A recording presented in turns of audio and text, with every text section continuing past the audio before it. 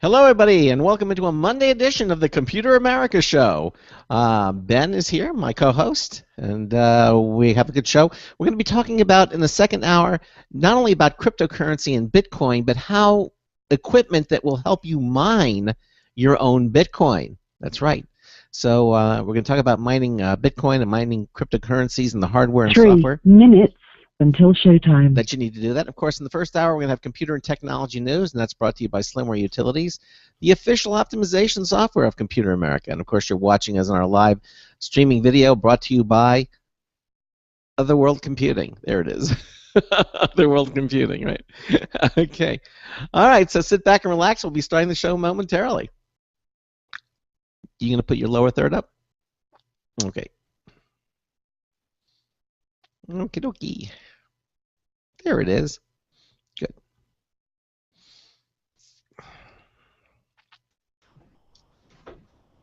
Oh. Charles. Yes? What are you doing here? It's Monday. I'm confused. I thought we were supposed to have OWC on Monday. No, next Monday. Oh, well, fine, Ben. You can keep... I'm leaving anyway. Fine. Minutes until showtime. Okay. Oh, listen, by the way, we can't figure out why Ben is, when he signed on the first time, it made him an op, but now it doesn't happen anymore. So you know why? I had to make him an op from now. The first time he signed on, it did it, and now it doesn't do it anymore. Ben CCA. Ben, have you authenticated? Ben, is that a question for Ben? Yeah, Ben. Yes. Did you authenticate to the IRC? I don't believe I did. All I did was just do the login at the very beginning. So you were doing it through the web portal? Yeah. Okay. Now the web portal itself, did you punch in your password and everything, or you just put in a username? No, password and everything. Yeah, the first time it worked, the web portal. Now it's not working again. Let me see.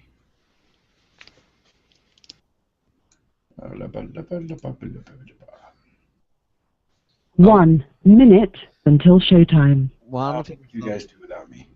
I don't know if I'm going to solve it with the 1 minute. We got less than a minute, so. I can solve it. Watch. Okay. Besides, I don't have to say anything. I can be just quiet. Okay, now, you're in now. Okay. By the way, it's working out to be really nice. I told you. It's nice. Yeah. Yeah, it is. I can't go into stealth mode like we used. Remember the ghost mode? But I can't do that here for some reason. Yeah, I think there's a command for that. If you can figure that out, let me know too. Anyway, we can have you on in the beginning. We can kind of figure it out because we're doing computer news and everything. So if you stick with us until you figure it out in the first hour. We don't have a guest in the first hour. Okay, I'll hang out for a minute. Yeah, hang out with us. Alrighty.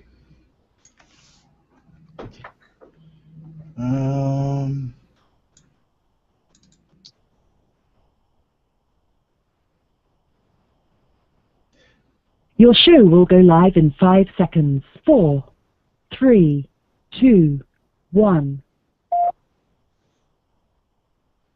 Broadcasting live, it's America's longest-running national radio talk show on computers, Computer America, hosted by national columnist Craig Crossman. Look for Craig's weekly column in your favorite newspaper. This show is being beamed nationwide at ComputerAmerica.com. Keep it here for technology news, computer products, guest interviews, and your phone calls. You're listening to Computer America. Hello, and welcome into the Computer America Show. It's the nation's longest-running, nationally syndicated radio talk show on computers. Computer America is heard around the world and coast to coast. And I'm your host, Craig Crossman.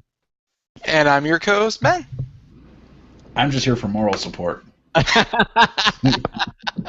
Yeah, it's Monday, and of course, Ben, of course, is here as my co-host, and Charles thought he was going to be here with us with OWC, and OWC Larry, the owner and CEO of OWC, who sponsors our live computer video streaming, but evidently he didn't realize that it's not this Monday, but it's next Monday. So next Monday, and what Monday is this? This is the 21st, right? The 28th. The 28th is when he'll be in the first hour. Hopefully you can be there, too. So I don't see why not. Now, we are leaving that weekend to go to Black Hat and DEF CON. Oh, by the way, if anybody is listening and you're going to be in the Black Hat DEF CON area for both of those, or in the Vegas area, you should join me and my company, Azorian Cybersecurity, for our hack house. Go to azorian.io, click on the news and press section, and you'll see all the information there. It's basically we rented a house for 2 weeks, and there's going to be a bunch of hackers getting their hack on. Cool. So, yeah. All right. All right. Ben, you should come out and bring your gaming rig. And all my stuff just gets hacked. Yeah. Well, no. You get educated. That's what we call it. Why can't I get into this game anymore? Exactly. Educated. The better game here. Anyway, Charles has agreed to hang out for this little while because we're doing our new chat room, and it is up to speed, and we'll tell you a little bit about it. And he's kind of helping Ben get it so it it makes him a full operator when he logs in. It did it one time, and then it stopped doing it. I had to do it, so he's checking out and figuring out why it's doing what it's doing. But in the meantime, that's a perfect opportunity to tell you how to get into the Computer America chat room. Our guest in the second hour, it's going to be Bitcoin, but specifically equipment that you need to mine your own Bitcoin. Now that's something different. This company sells the hardware and software so you can go out and mine your own Bitcoin, mine any cryptocurrency, Dogecoin, Bitcoin. The gentleman is in London, and he's going to. Wait, he said it right. Yeah, Doggy Coin. Okay. All right. So, Charles, you might actually find this interesting in the second hour. I mean, you're welcome to stay with us. I know you're into Bitcoin, and this guy tells you how to mine your own Bitcoin, and talks about the hardware that you need and everything. That's kind of a cool thing. So, you're perfectly welcome to be here with us. However, if you want to join in on a conversation or talk about anything on both hours of the show, we welcome your phone calls. Just give us a call. It's 347-884-8881. 347-884-8881 will get you on and get you through. There's also email set up when we're live and on the air. It is live, L-I-V-E, at computeramerica.com. You can also join us in our live interactive chat room, our IRC chat room now. When you go to our homepage at computeramerica.com, you'll see it says chatroom/video. Just click on that button. It'll take you to the chat room screen, which also shares our live videos page. And it'll ask you for, what does it ask you for? It asks you for a username, I think, right? It just asks you for the username. And you just put in your username and click the connect button, and you'll be in. It doesn't require Java, nothing. You're right in at the start. Now, here's the thing about that. You can do it right from our website. You can also, when you become more experienced, you can run things like Chatzilla and some of the other ones. But just do it right from our website. We'll move you into the chat room.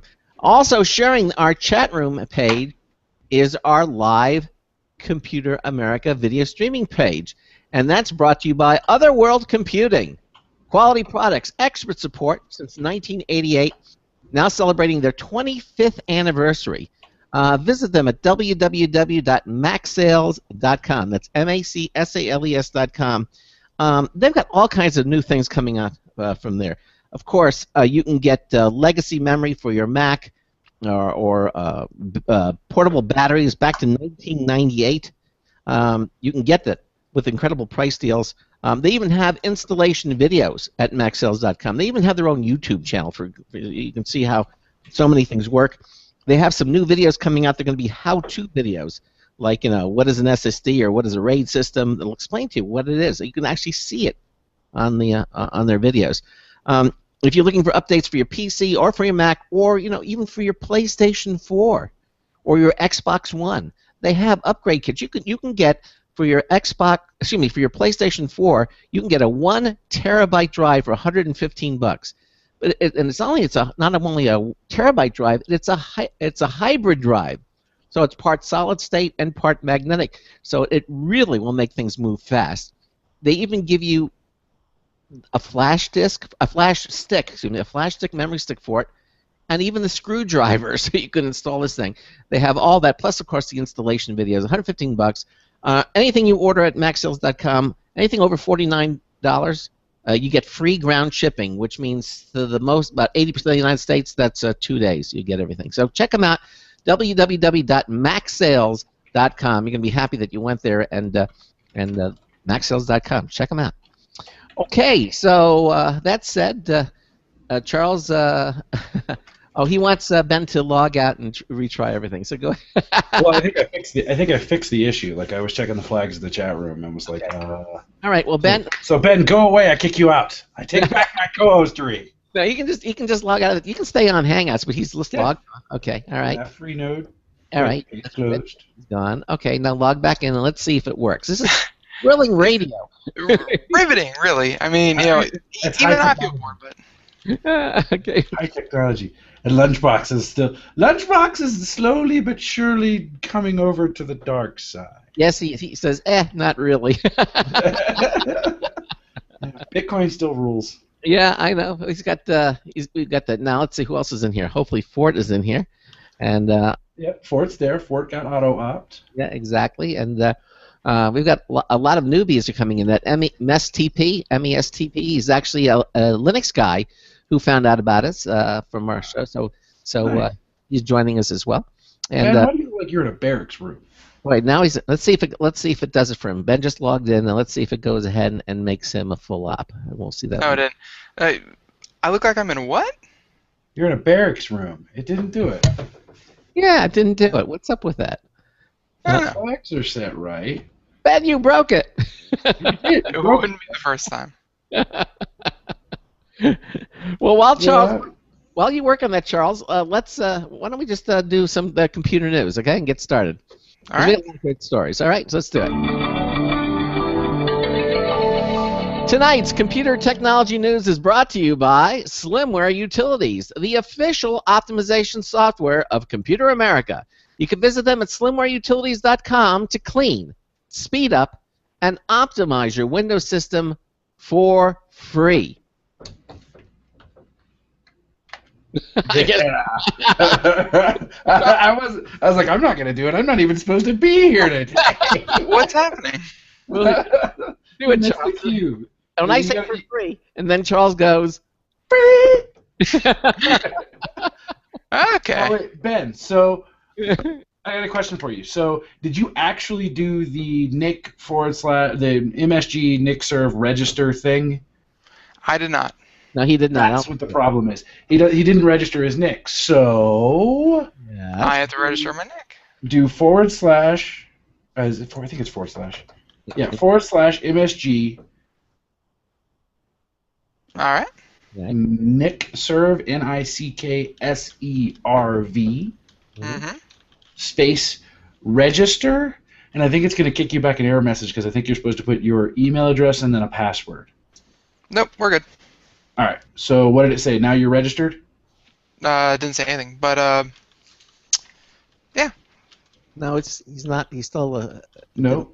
No, he's not. If he did, now you're supposed to get a response that says you are now registered. If you didn't get the response that you are now registered, You didn't do it you right. did it wrong.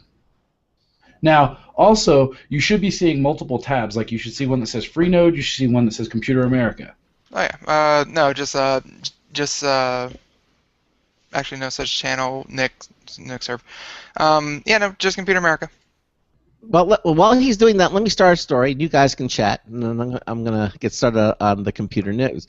So this first story is that from Maximum PC, and this is Paul Lilly, Microsoft reportedly plans to dish out Windows 8.1 Update 2 on the 12th of August. Oh, we have a date now, okay? The final major update for Windows 8.1 is said to arrive on Patch Tuesday in August. They still have Patch Tuesdays? Look at that. Patch Tuesday in August. Okay, so mark your calendars, folks, and be sure to use pencil instead of ink, unless it's erasable ink. A Russian website. Why is he giving this credibility? A Russian website is reporting that Microsoft will release Windows 8.1 Update 2 on the 12th of August, which is also next month's Patch Tuesday date. This is expected to be the last major update for Windows 8.1 before Microsoft switches gears to Windows 9, or Threshold as it's been referred to. NeoWin first noticed the leaked information on pcportal.org.ru, which is a Russian website, which posted what's supposed to be official Microsoft documentation. Though Neowin believes the information is authentic based on previous leaks, it has not been confirmed by Microsoft. Microsoft has continually been adding features to Windows 8/8.1 in order to address customer complaints and widen its appeal to users who have stuck with Windows XP and Windows 7. Early indications suggest that Windows 8.1 Update 2 will contain mostly minor updates, and if that's the case, it's unlikely to change the perception of users who've refused to upgrade up to this point. So basically what they're saying is if it's minor, as they're beginning to suspect, because people are looking for the full start menu to come back, and this is all, and and this is all. Lunchbox says Russians are not credible. I don't know. Have you ever had your I'm just saying, the last experience with Russians was very unpleasant. I ordered a wife, did not arrive. I hate when that happens. Yeah, exactly. I know. Yeah, exactly. Yeah, well, how about just a companion? Maybe don't shoot for the wife thing, you know. Okay. So, like a dog? What are you getting at? It could be.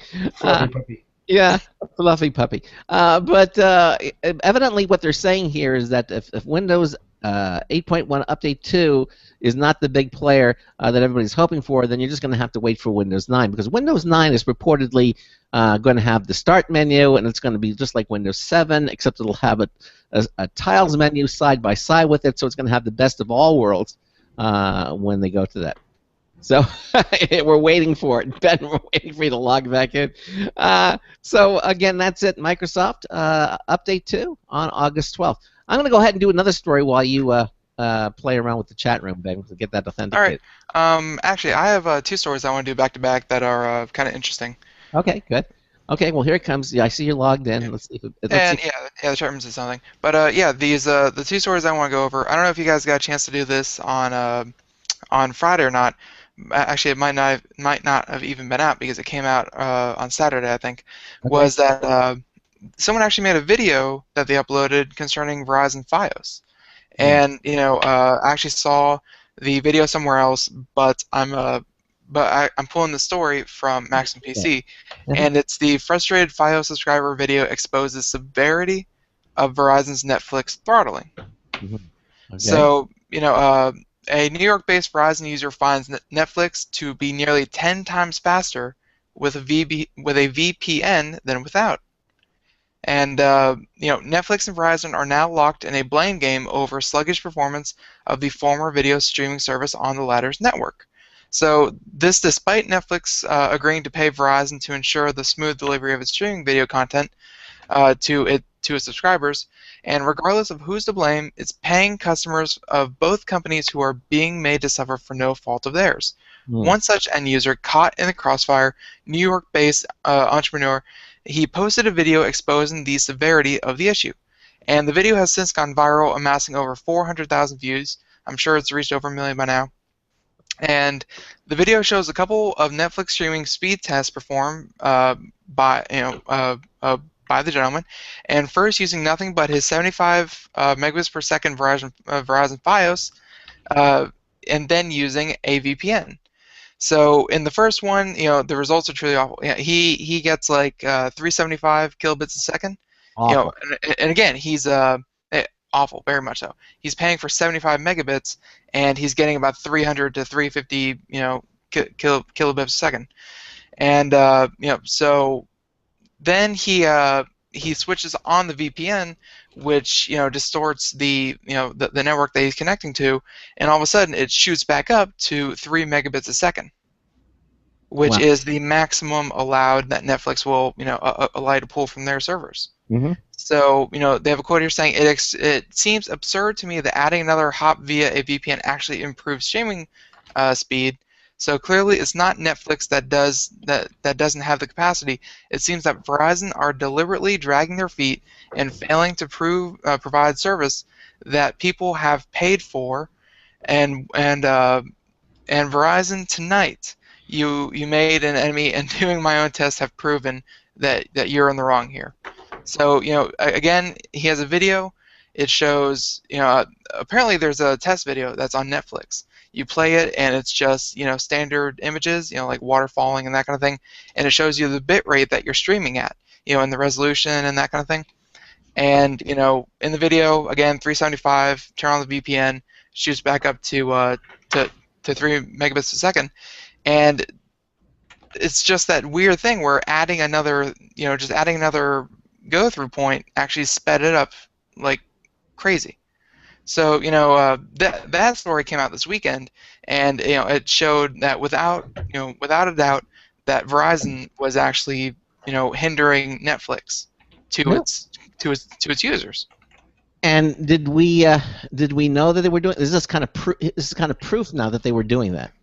They never said. I don't think Verizon would ever say, yes, customers that are paying us X amount of dollars a month, we will totally throttle that service that you are also paying for because we don't like how much they're paying us.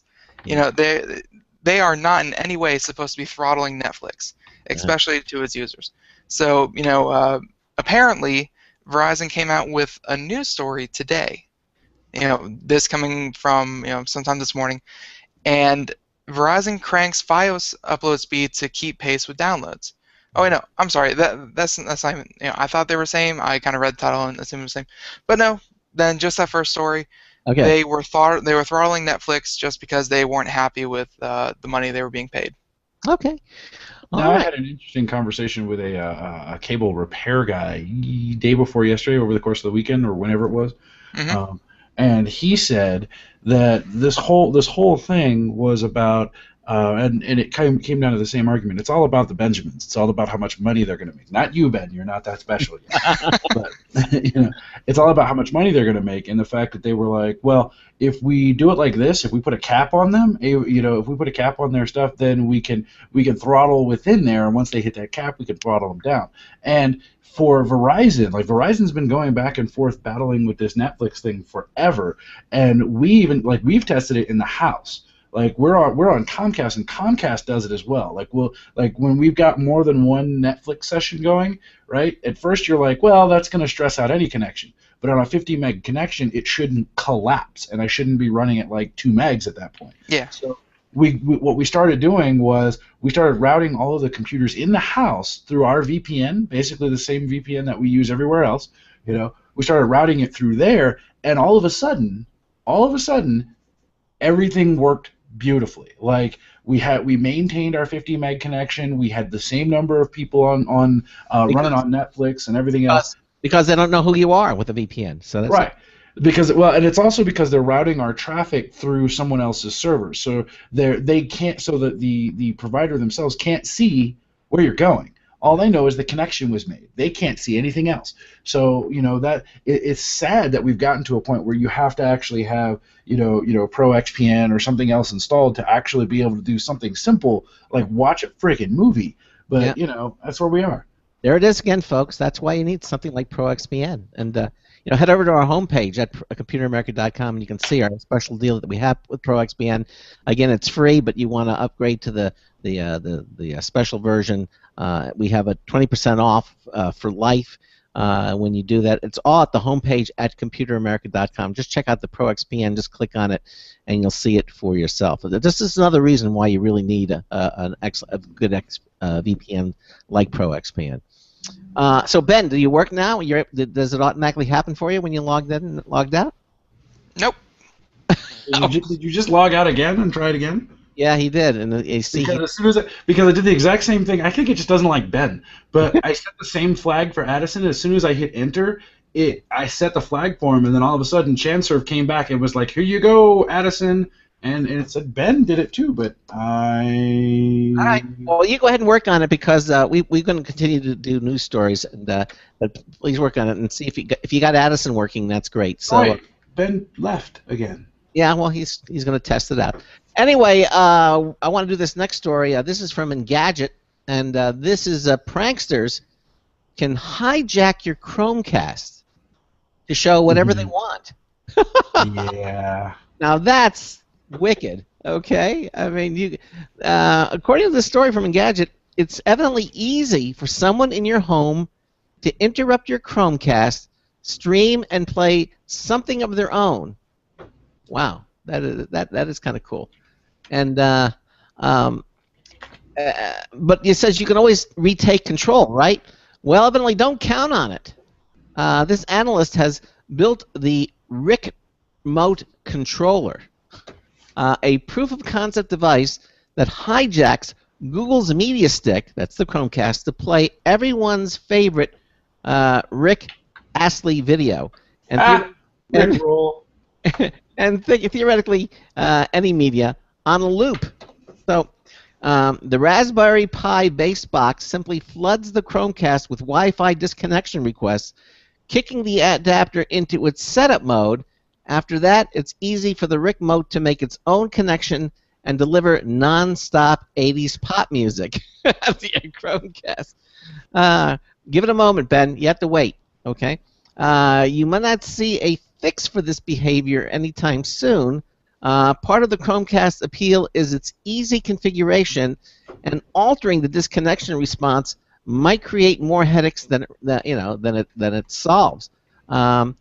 As it stands, okay, you won't have much reason to worry.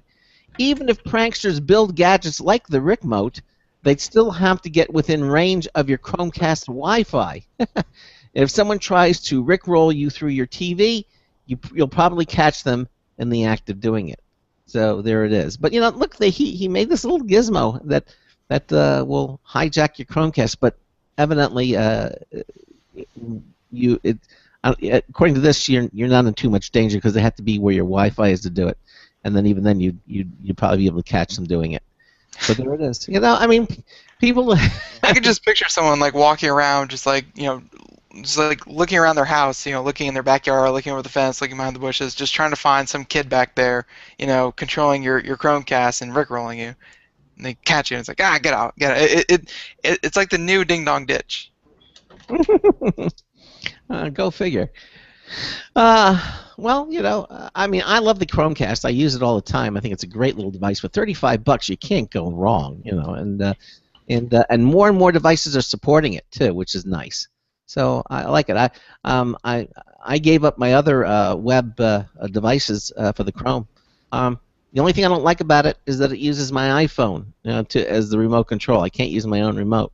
I mean, if that's a deal breaker, then you might want to go to something like the Roku or something along those lines. Was it the Amazon? Is that a deal breaker? Well, yeah, and Amazon's Fire TV is actually kind of nice too. Well, yeah, it is because I just. Wait, I'm sorry, what happened?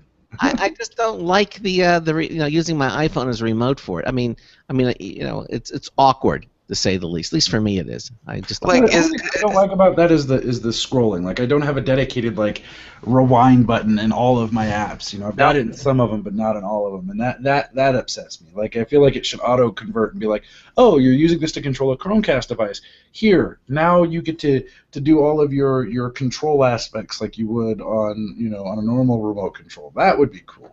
But I don't think that's Android or the Chromecast's problem. I think it's Apple who won't let you dive that deep. Yeah. Well.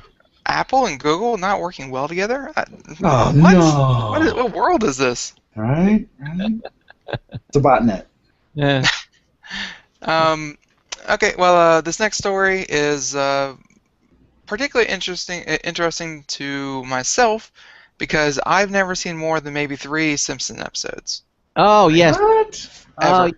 Ever? I used to watch Simpson all the time. No, Family Guy, Futurama, all that kind of stuff, but no, not Simpsons. We even have it. South Park, definitely. We have it set up as a channel on our DVR. Who did that? If you don't watch it, right? No, that wasn't me. It wasn't you. All right. Somebody rickrolling you. I know. So this one from Engadget is that Simpsons World, quote unquote, puts the full series online, but you'll need cable to watch everything. So first, the good news. At its Television Critics Award, Fox just announced that details of its plan to put every episode of The Simpsons online for streaming. And also, Louie and Fargo have been renewed. Louie, perfect. Love that show. Simpsons World will launch in October and let fans browse episodes, create their own playlists, search for and share clips, and more. And before that, the FXX cable channel will run the longest TV marathon in history, by airing the full 25-season, 552-episode run. And, you know, so just for reference, the first HD episode is season 20, episode 10 from 2009. So they're going to So run all of them in one shot? all of them in one marathon. Oh, my God. So for 24 hours a day, plus the Simpson movie from August 21st until September 1st. So Wow. about a week and a half. Now it says the bad news, question mark? I thought that was the bad news. No. Again, this article is for people who like The Simpsons. Oh, okay. So the bad news is that to access more than just clips, you'll need a subscription with a participating cable provider. Simpsons World will live both on the web and through the FX Now app in iOS, Android, and Xbox, and other smart TV platforms. So from those in attendance, like Mac Palmer, to a brief, the app sounds very well put together and will let fans do things like follow along with the script as it's originally written and immediately share quotes. So, you know, every episode of The Simpsons not only being aired in a marathon, but available online, which, you know, long time coming. Unfortunately, it's not coming to Netflix or Hulu or one of those other streaming services, but I mean, South Park did this when on Comedy Central you go look up any South Park episode and you can watch them online for free, you know, and it's worked great for South Park. So, you know, just the fact that Simpsons and Fox is jumping on the bandwagon is, I'm sure, you know, makes a lot of people happy. Yeah, I guess. I mean, they wouldn't do this unless they think it was going to, you know, obviously. Streaming is beating television, and instead of fighting it and, you know, trying to make TV more independent, it seems like streaming is actually getting closer and closer to TV. You know, that they're sharing more common ground than they are trying to diverge each other, which is, you know, probably going to be much better for the cable companies. Yeah. Well, okay, there it is. Again, you get to watch it, but it says you'll still need cable to watch everything. You know, so yeah, you still need and again, you know, trying to diverge and trying to separate themselves. You know, saying, you know, streaming's for YouTube videos and stuff like that, and TV is for our great programming here, and you know, and that's just the way it is. They're trying to blend the two, which is going to, you know, make that dichotomy just better. Yeah. You don't think it's going to muddy the water a little bit? I don't think. You know, yes, actually, yes, it will. I mean, I was just thinking about Netflix, and Netflix, they still make deals with all these big cable companies, you know, and try to get their original programming and things like that, and they put it on Netflix for, you know, binge watching and streaming and things like that. But Netflix nowadays, they actually pay and renew episodes of their own of series that have been canceled, or they come out with their own original series. So, you know, Netflix is just as much a cable provider as Fox is. Yeah. Hey, Charles, I understand you're going to be leaving, so thanks again. I guess we still didn't fix the chat room, but, you know, we'll work on it. Meantime, I can do it manually. It's still in beta. Yeah. All right, Charles, we'll see you on Wednesday, okay? Later, Gator.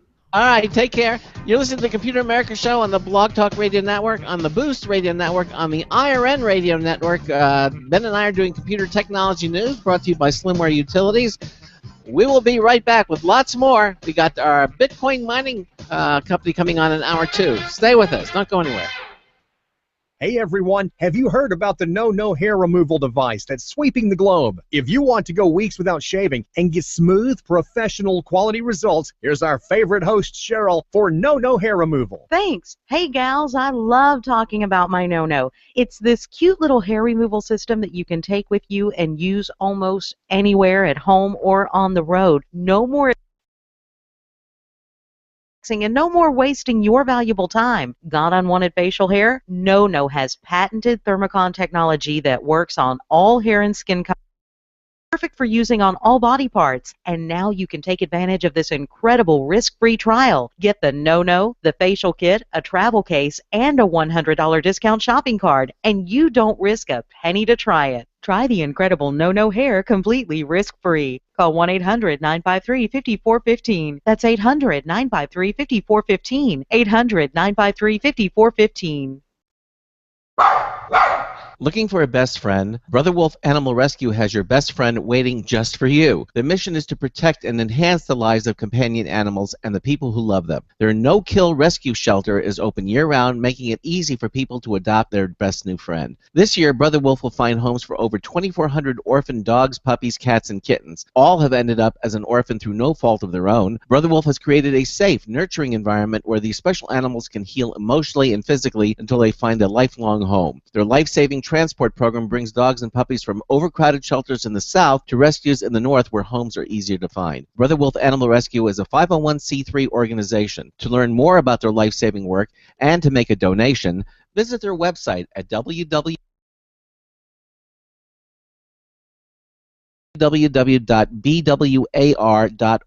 Help to realize Brother Wolf's vision when no animal is euthanized for lack of a home. Who's a good boy?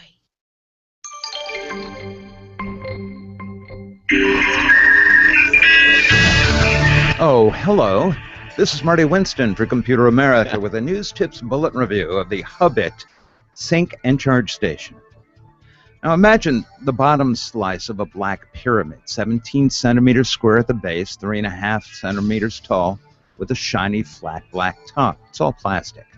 The Hubbit Sync and Charge Station is a USB hub that has some cool things going on, but is ultimately disappointing. Oh. There's a USB-A port along the bottom on each of the four sides, and just above them, modules plug in with the retractable cords to a variety of connectors, an Apple 30 pin, a mini USB, micro USB, lightning connector. You can add 5 other modules sold separately, including wireless charging, Bluetooth, an SD card reader, and more. When we removed its top, we see the 3x3 array of places for modules to go, but don't have a clue about how their connectors are supposed to be accessible through the lid.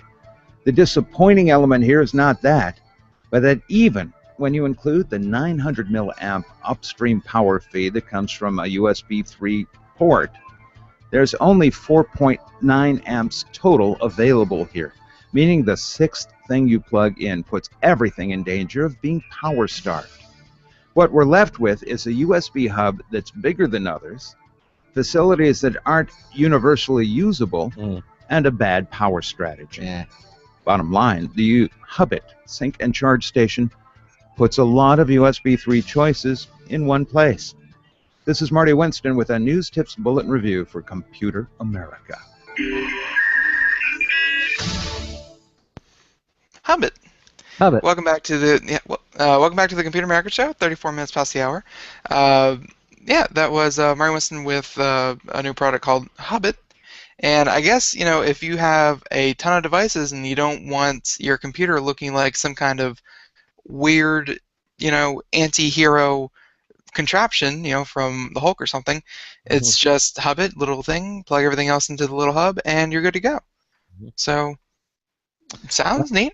Yeah, but he said he didn't like it, for the reasons that he stated. So that's nice though, because now that I know Marty, if he doesn't like something, he's going to say it, and he does just like Sandy Berger does. He doesn't like it, he's going to say it, and he'll tell you why. So very true. Yeah. Okay. Anyway, yeah. Go ahead. Yeah. No. We're doing computer and technology news, and we just finished up with a story about how Simpsons is coming to a web browser near you. All episodes, and they're all being streamed. I'm sorry, they're being played in a marathon on Fox. So if you're wondering, if you go on to Fox and you look at the channel schedule and say, okay, well, they're going to run a day marathon. It's August 21st. How long could this go on for? No, that is probably going to be until September 3rd. And they're doing it back to back, right? They're just playing. 24 hours for about 10 days. And no repeats, right? No repeats. And they're playing the Simpsons movie at the end. Wow. Well, there you go. I get that's a big commitment for a network but I guess they must feel that people are going to record it and watch them. I don't know if they're going to record it, but I think it's going to be like it's definitely a publicity stunt. Yeah. Yeah. It's going. I'm sure Guinness is going to hop on board, saying this is the longest running TV marathon. And I'm sure two years down the road when they come out with the new, Guinness Book of World Records, that's going to be in there. Longest marathon was The Simpsons, ran for 14 days, yada yada. Right. So, could be. Could be. All right, well, let's continue on. As Ben said, we're doing computer technology news brought to you by Slimware Utilities, the official optimization software of Computer America. And this next story from TechHive, Kindle Unlimited launches. We had talked about that they were thinking that it had, but they weren't sure, but now the doubts have parted. Kindle Unlimited launches. 600,000 all-you-can-read ebooks for just $10 a month. Okay? Again, after hints of an unlimited ebook plan for Amazon popped up earlier this week, Amazon is making it official with Kindle Unlimited. As the earlier leaks suggested, the service costs $10 a month and includes unlimited access to over 600,000 ebooks, along with thousands of audiobooks. Oh, that's true now. It's available through any device that runs Amazon's Kindle app, including iPhones, iPads, Android devices, and Windows phones.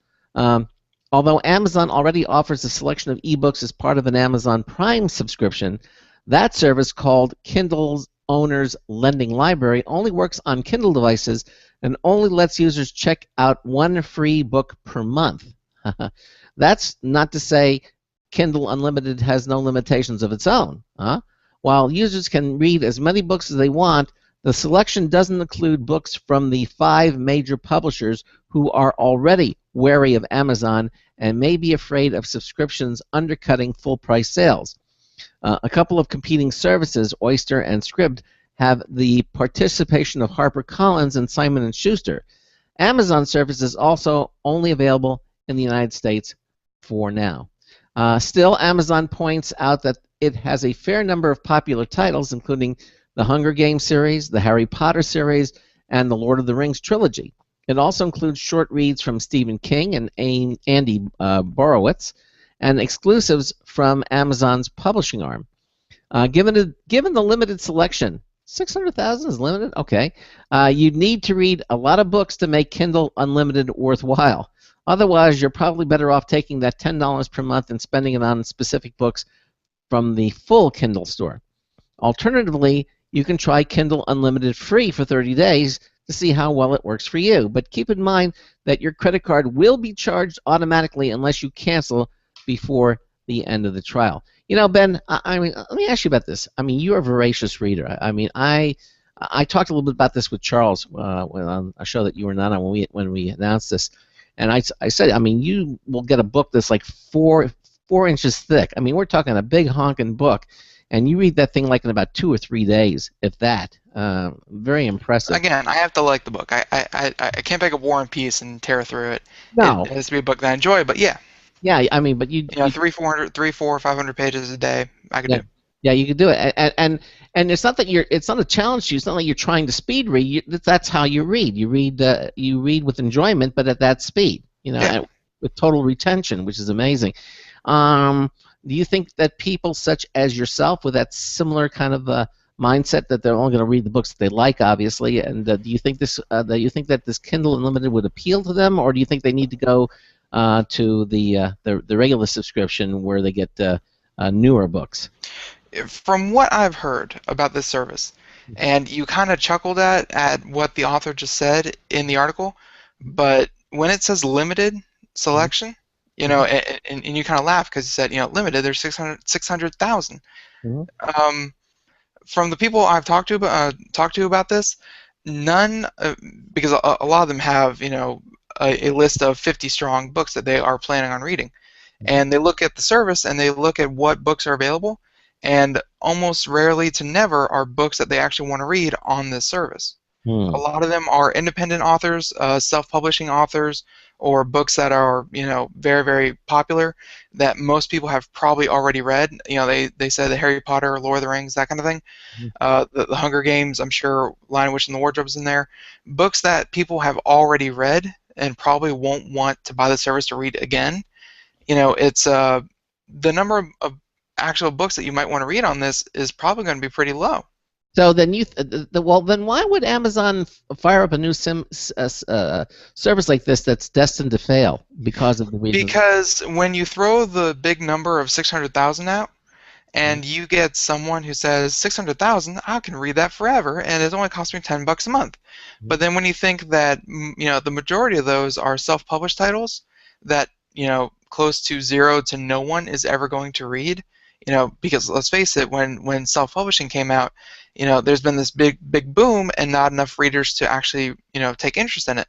So they can offer 600,000 on books that were probably never going to make a penny anyways. Okay, well, do you not think, though, that the potential subscribers, because they're going to get it free for 30 days, they're going to realize that fact within the first 10, 15 days? They're going to, oh my gosh, got all these guys. What might happen? What might happen is that they'll get the reader and they'll get the plan, and then they'll probably find 2 or 3 books that they really like, and they'll probably keep going, and then eventually they're going to find out there's not a lot of substance to this. And again, this doesn't mean that that Amazon can't add bestsellers or new books or better services like that. It's just that the new books probably won't come out on the service because they want the copies sold. Mm-hmm. So if you don't mind waiting a few years, probably. Let's face it. If a bestseller is a bestseller, they want to sell as many copies as they can before they send it to a service like this.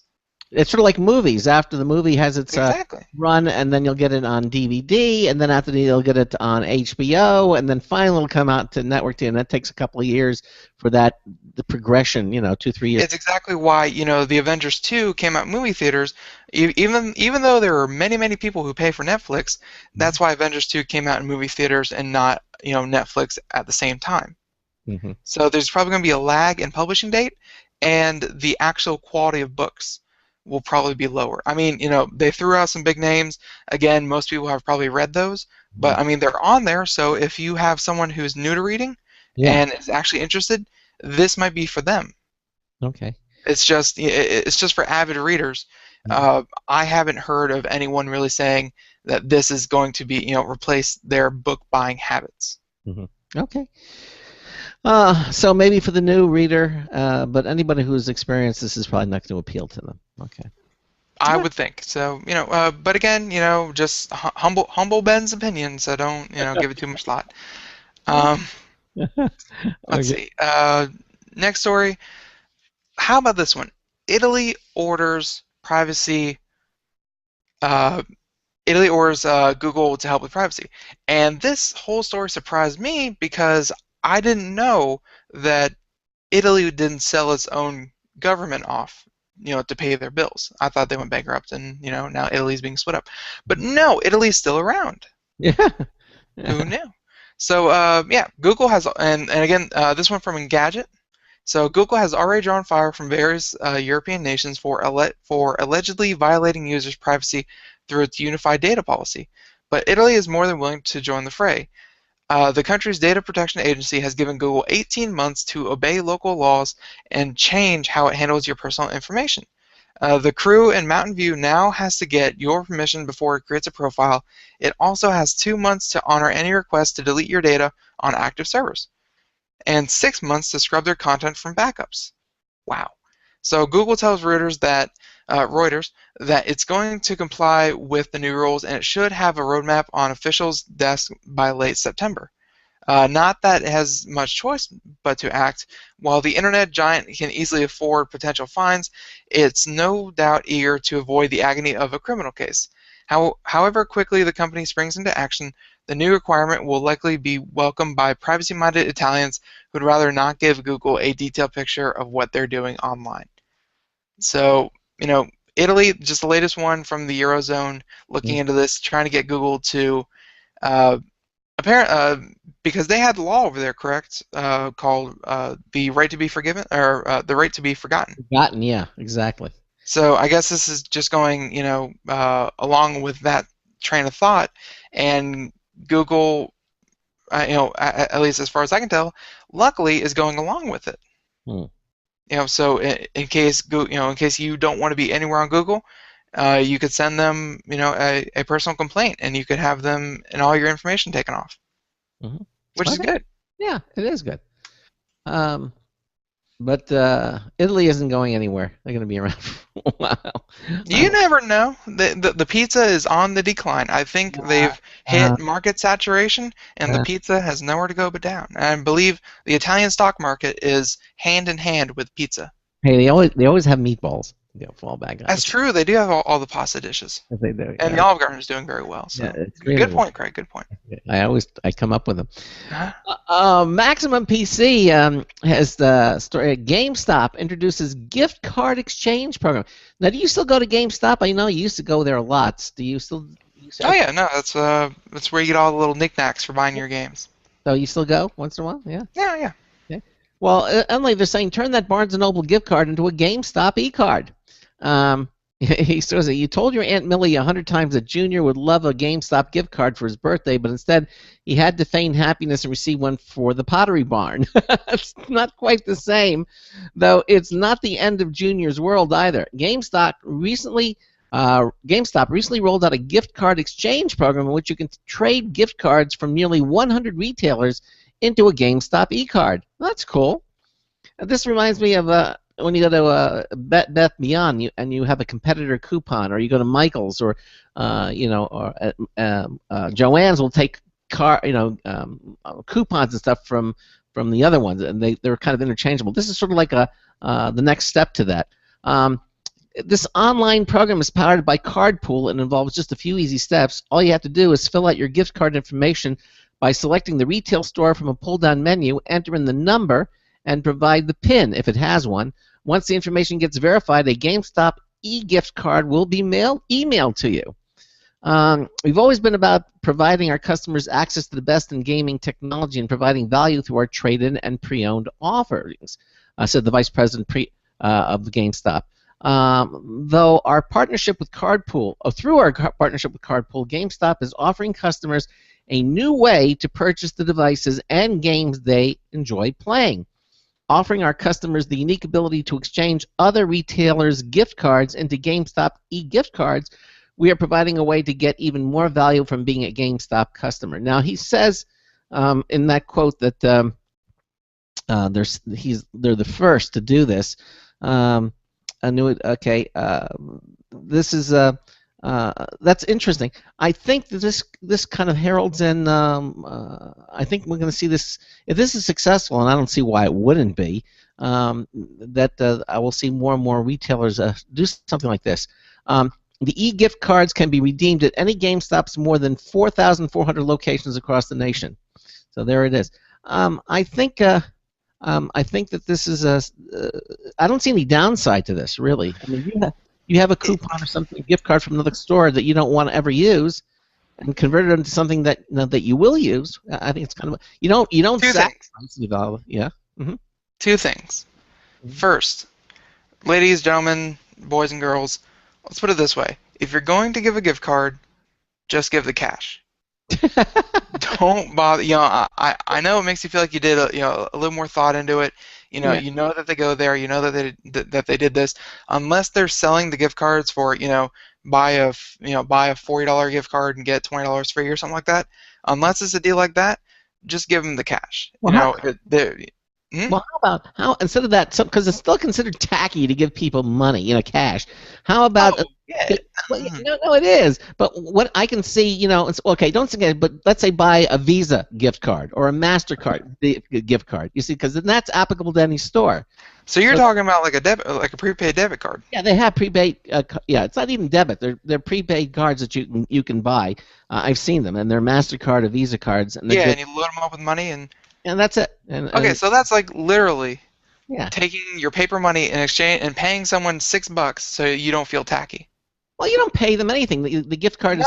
No. You have to pay for the prepaid card before you load any money on it. No. I see them hanging on the. Yeah, I know, and they cost like $5 a piece to take it to the cashier, and you pay for the card, and then you pay to put money on it. Yeah. All right. Well. So you're paying $5 just to not feel tacky. Yeah, I guess so. Or you can get over not feeling tacky and just give him the money. Or you can get that Weird Al Yankovic new song called Tacky. Exactly. But okay, either give them the money or I don't know. That was point number one. Number two, more and more companies are doing this. I know Steam does it. I know that Riot Games does it. Sounds like GameStop is now doing it.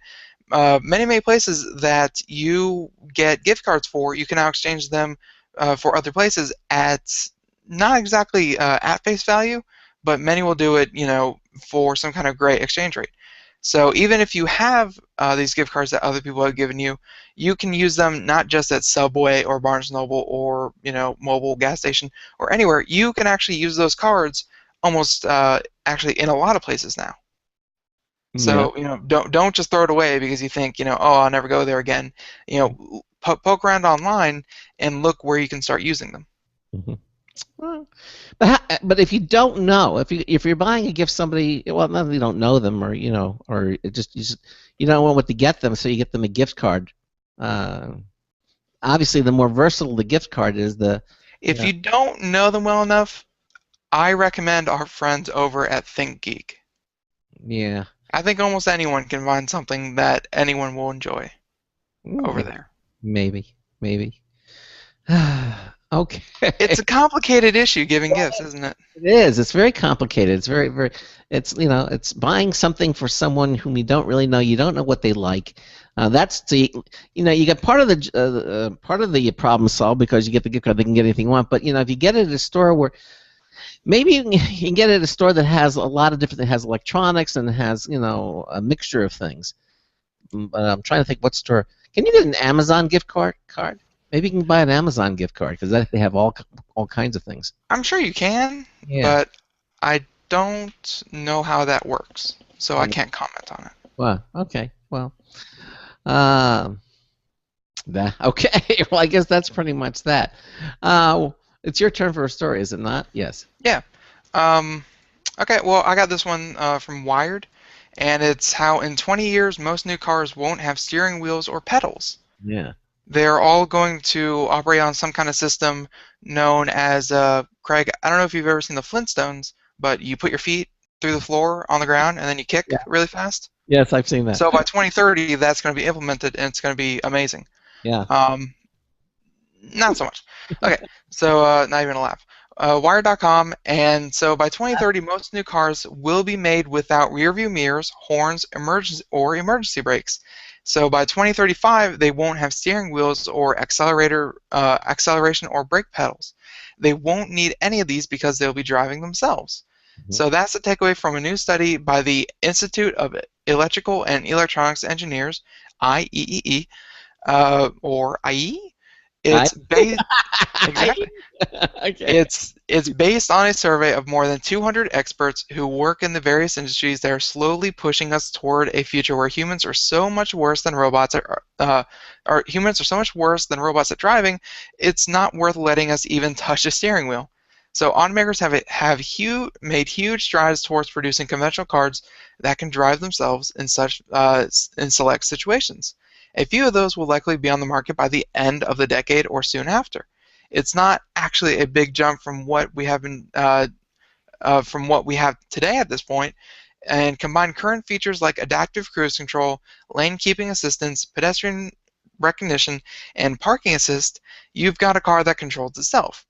We're not quite there yet, and the legislation needs to be worked out.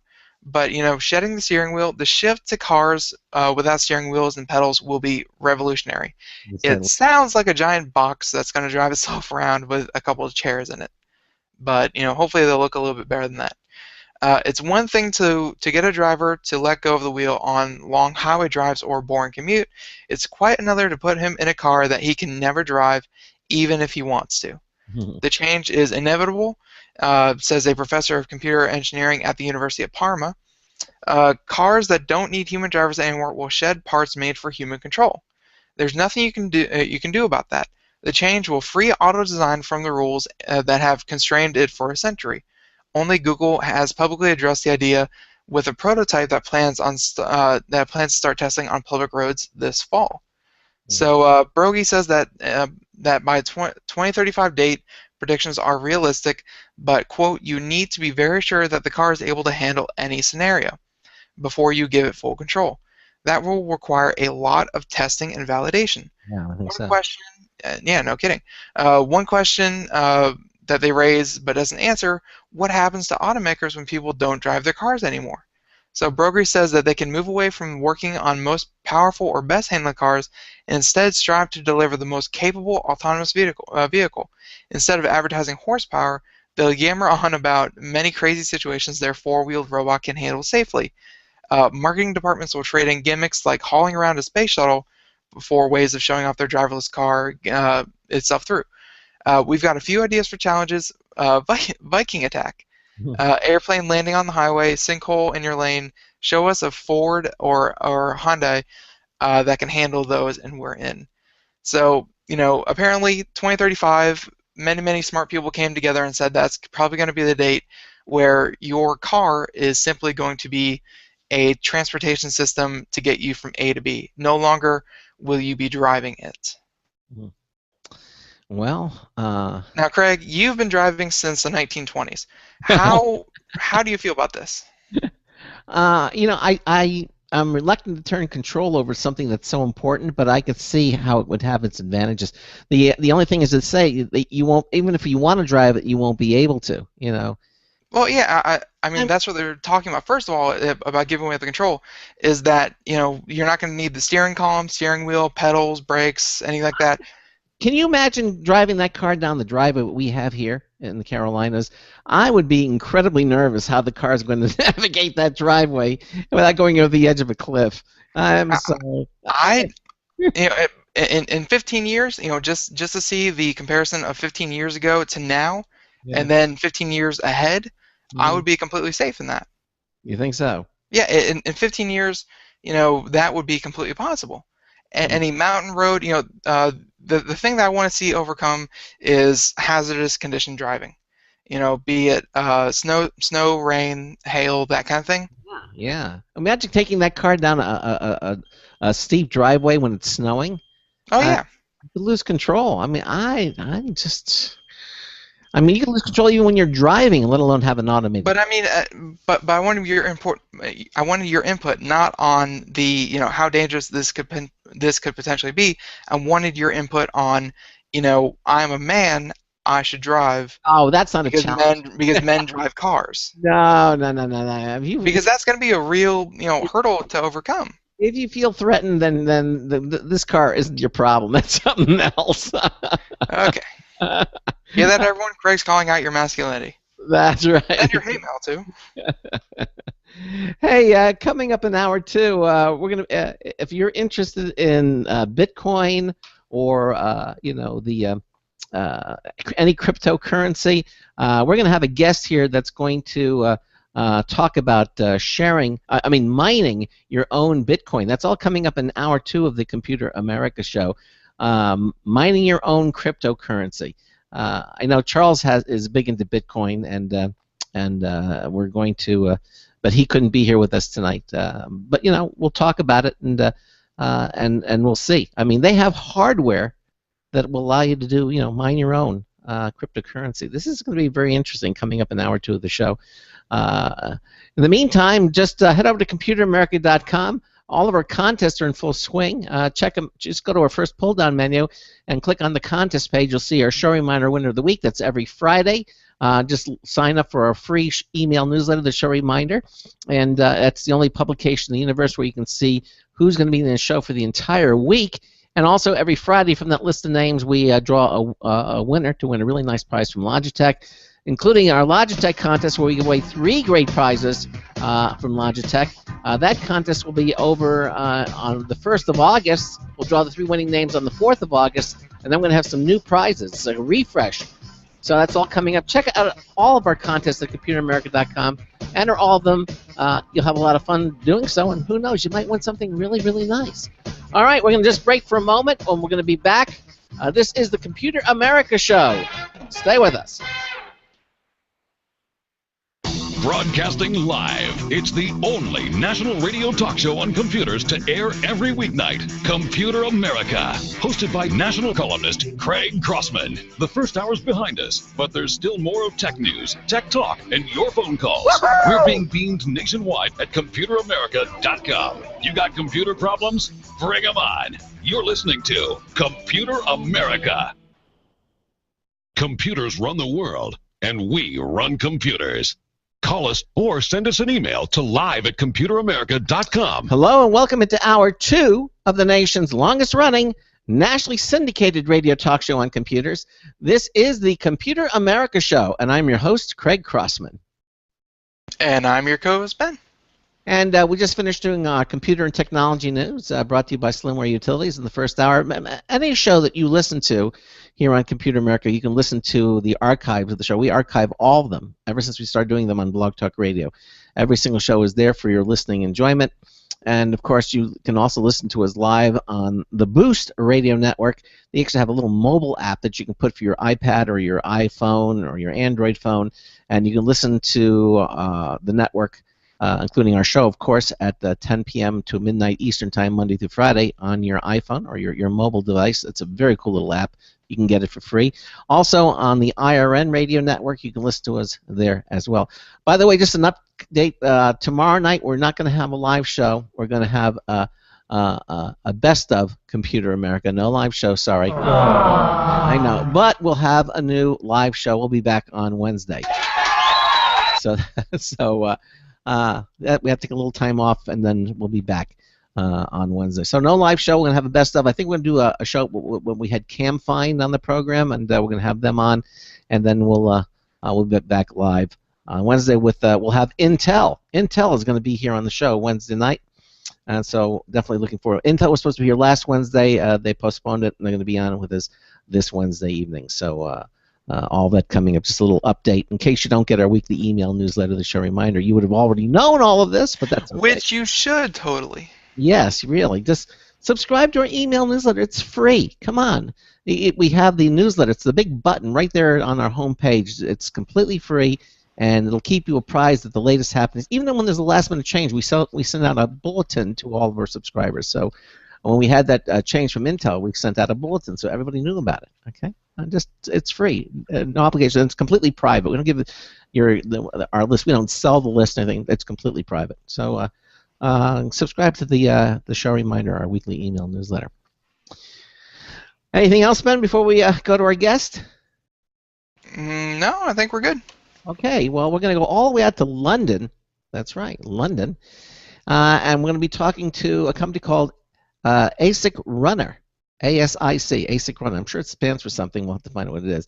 But ASIC Runner is the source for cryptocurrency mining equipment. That's right.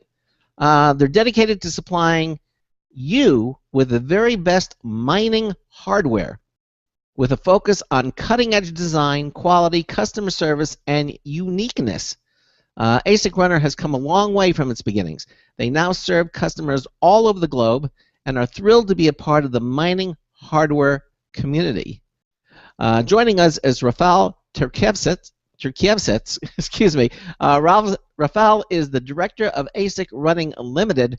Rafal, welcome into Computer America. How are you, sir? Hello. Thank you very much. Thank you for having me. I'm good, thank you. How are you guys? Fine. And it's Turkievich. Okay, I'm sorry. That's okay. Don't worry. All right. Most of the people will break the tongue on my surname, so that's fine. Oh, Rafal. All right. Anyway, so okay. So let's talk a little bit. We'll talk quickly what Bitcoin and Dogecoin, all these different cryptocurrencies are. Just briefly tell us what they are, and then tell us what you mean by mining this cryptocurrency, if you'd be so kind. Right. Okay. As you know, Bitcoin and any other cryptocurrencies are the form of digital currency which has very specific properties. For example, there is no central authority that controls the currency. Mm-hmm. There is no central bank. There is no centralization anywhere. Basically, everybody is their own bank. You can get two people anywhere in the world, and you can send the Bitcoins across. Within 10 minutes, the transactions are confirmed, and the money are being transferred. The big plus to all of it is the very, very low cost of sending any funds. It could be as little as few pence. So it's a great advantage. At the same time, it's sort of anonymous, as there is no name, no address, nothing tied up to the Bitcoin wallet. Bitcoin wallet is like a long set of numbers and letters that is being created when you create the wallet. So this is pretty much what the cryptocurrency is and what it does. Now, the very important part of everything with cryptocurrencies is the mining process. Now, if you look at Bitcoin and all the other coins like Litecoin, Dogecoin, Darkcoin, mostly the differences between them in algorithm that is being used to encrypt the transactions and the whole data.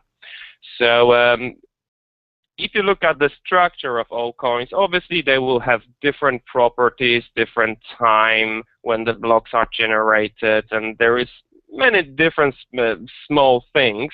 However, the principle is based on the Bitcoin protocol. The very important thing of Bitcoin, like if not the most important thing, it's a blockchain. Blockchain it's basically a public ledger where every transaction from a day one, from the beginning of the Bitcoin up until now, are being stored on the network, and there is no central location. Everybody who has the computer and the wallet will get the copy of the public ledger. And once every 10 minutes, the transactions on the network that are being sent and received are being packaged in a block, and that block is being then solved by miners to confirm that all these transactions in that block are correct and nobody has done double spending, for example. So I sent John one coin, then Barbara another coin, but I did have only one coin. So in order to actually stop that, Bitcoin has all the mechanisms in place which will stop the double spend and some other forms of fraudulent transactions. You can think of Bitcoin like a digital gold, right?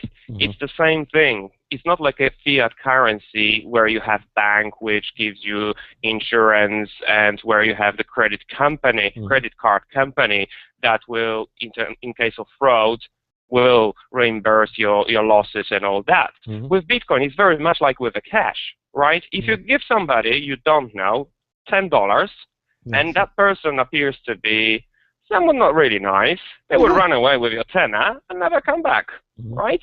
Yeah. If somebody steals your $10 from your credit card, you call your credit card company and you get your $10 back. With Bitcoin, it's exactly the same like with a cash. You send the Bitcoins to somebody, and if you send it to somebody that is not a nice person, they will take your Bitcoins and run away. And you'll never find them, like with a cash.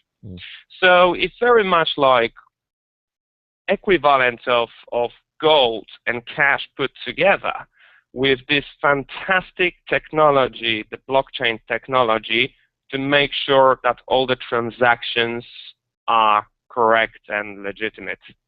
Okay, all right, that makes sense. By the way, I noticed he called it Doggy Coin, not Dogecoin. So maybe I've been... Doggy Coin. Do you know what? I've heard actually 5 or 6 different pronunciations. Yeah. Some of people called it Dogecoin. Yeah, that's right. Dogecoin, Doggy Coin, they're all correct.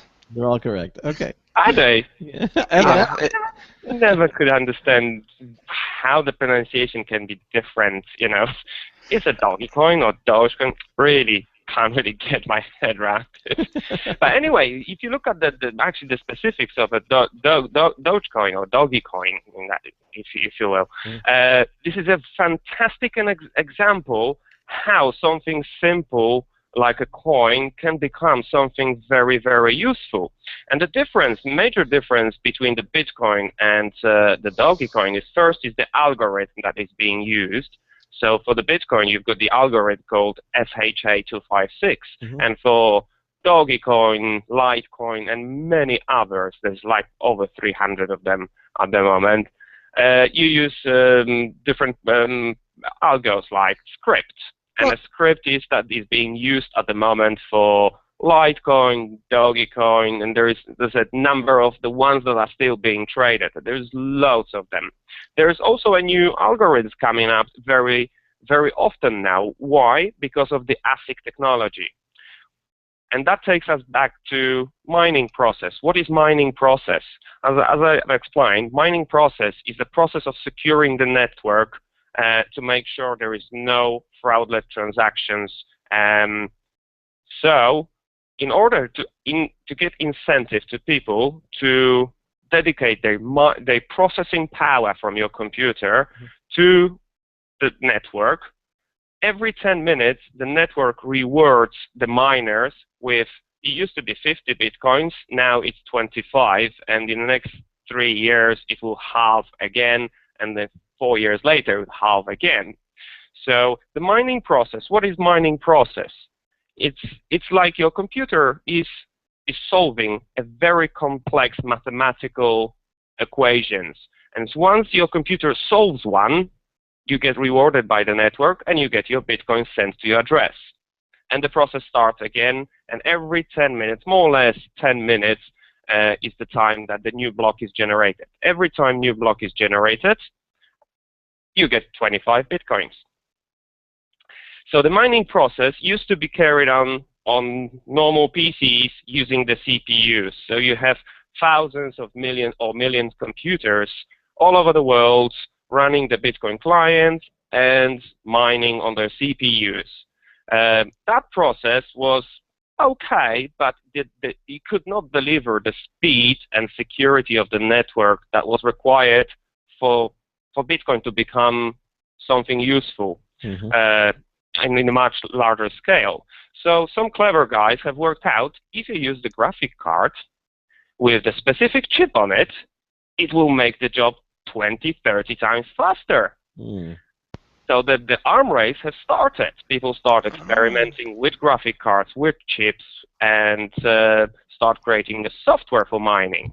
So that was a very, very large milestone in the whole mining process, because the speed of the network increased greatly, and many more people start looking into Bitcoin because it started become in the news somewhere and stuff like that. And about 18 months ago, or a little bit more than that, some clever guy called Yifu has created a first ASIC chip. What is ASIC chip? It's an application-specific integrated circuit. Right? So he's created the chip that is doing one specific task, nothing else. All it does, it tries different combinations, and he submits the shares, which then are being calculated. And if you get the right combination, you get reward. If not, you start process every 10 minutes again and again and again. So once the ASIC chip came around, the little chip was about 10 to 15 times faster than the fastest graphic card, and the fastest graphic card would take about 700 watts. That's a lot of power, and some people did have 5, 10 of them connected in. For example, my first rig did have 7 graphic cards, right? And the power consumption was 3 kilowatts. Wow. It's really crazy when it comes. So the ASIC chip reduce the power consumption to about 100 watts for the same mining power that you would have to use 50 computers and graphic cards. So the drastic change in power consumption as well as the speed of the chip made this whole mining business completely different story. I mean, from that point, the arm race has started even faster because people thought, okay, if there is one chip, we can make it better. And not long later, about 6 months down the line, the new chip has come out, which was 10 times faster than the previous ASIC, and it was taking about 10 times less power. So the progress that we are seeing is just amazing. The technological jumps between each of the steps that we go through is just amazing, and this is going to grow. For example, at the moment we have the chips. The smallest chip is about 28 nano technology, right? This is really tiny, right? And the best graphic card manufacturers and the CPU manufacturers, the process is, I think, is a 14 nano. So we really don't have much more to shrink it down. So we're going to hit the brick wall soon, where the speed of the mining equipment will not rise anymore, and the power consumption will stay the same pretty much, because you will not be able to fit more of the transistors into the chip, making it faster. Like, I've heard that before, but then they come out with some kind of technique called, like stacking or something like that, where they fit twice as much on top of each other in, in an equally small space. You don't think there's going to be something like that that's just going to, You know what I think? Like we've seen in the CPU technology, right? We've had single-core CPUs, then dual-core CPUs came about, quad-core, 6 cores, and so on. So what I think at the moment, because the biggest problem at the moment is the power consumption and the heat dissipation. And this is what we had actually problem with Hex Fury, was the heat dissipation. So the design of Hex Fury is very specific, and you cannot find any other miner with this form designed in this way, in such a simplicity that the Hex Fury is. So what I think the future of the mining chips will bring, it will be more manufacturers producing pretty much similar hardware. And the arm race, as I said, has started. 18 months ago, the speed of the network was 1 petahash. Today, we have 132. Wow.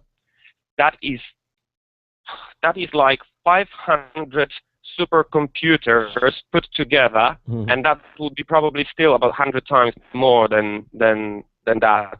So the computing power is just unbelievable. This is the biggest computing project in human history, and I think this is going to be a revolution in finance and the way we deal with money. The same revolution as for the news was the internet. I call the Bitcoin or any cryptocurrencies that are worth looking at, I call them the internet of money. Well, let me ask you this. Why Bitcoin? I mean, Bitcoin was one of the first, and it seems to be the one that seems to be the industry de facto standard. I mean, all the other ones say, why did he hit it so bang on with Bitcoin? I mean, right. Okay. Just because Bitcoin was the first one, it gave us a time to build the network, and as you see, the 132 petahashes, that is huge number. And now, if you have a network that is relatively small in size, it will take a very small effort to breach the network.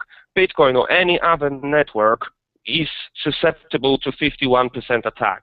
51% attack, it is when 51% of the computers on the network, someone controls more than 50% of computers on the network, which means if you control 51% of the machines in an entire network, you choose which version of public ledger is in place, and all the other computers on the planet will synchronize to your version, which opens the door for manipulation and things that should not happen, basically. And the bigger, the better to build an infrastructure which will deliver 51% attack. That's why the Bitcoin network is almost unbreakable at this point with the speed that it has. However, the Dogecoin, if I wanted to breach the Dogecoin, it would take me probably $5 to $10 million, and I could own the network, basically. So it is very important, the size of the network, because the bigger the network is, the harder it is to actually breach it and take advantage. Now, the guy who created the Dogecoin or the Dogecoin, I mean, did he cash in and because he created, he can get as many as he wanted? I mean, what stops the creator from doing Right, okay. When you create a coin, these days, actually, there is a thing called Bitcoin 2.0, as we call it at the moment. And it's basically the new technologies that are based on the blockchain, right, which delivers the security to the platforms that are being built on top of the blockchain and Bitcoin. So what you do is you can release the coin, and there is a process called pre-mine.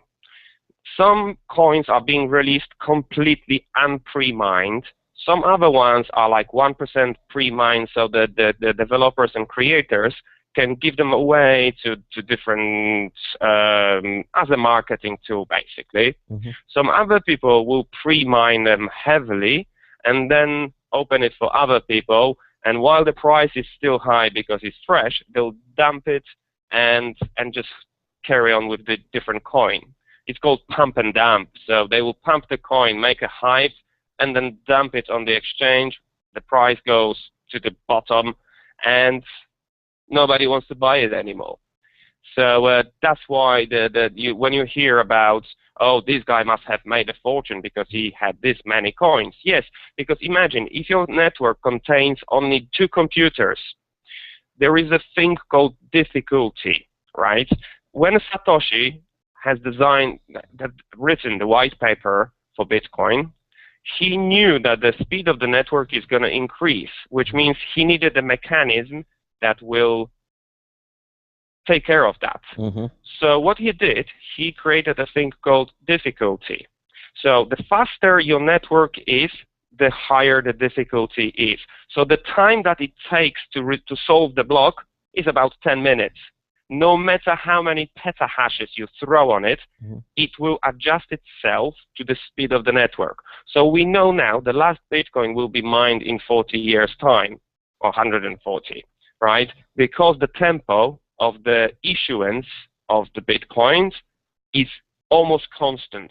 Mm. If there is huge fluctuation in speed, you might see slightly different timing, sometimes 12 minutes, sometimes 8 minutes, right?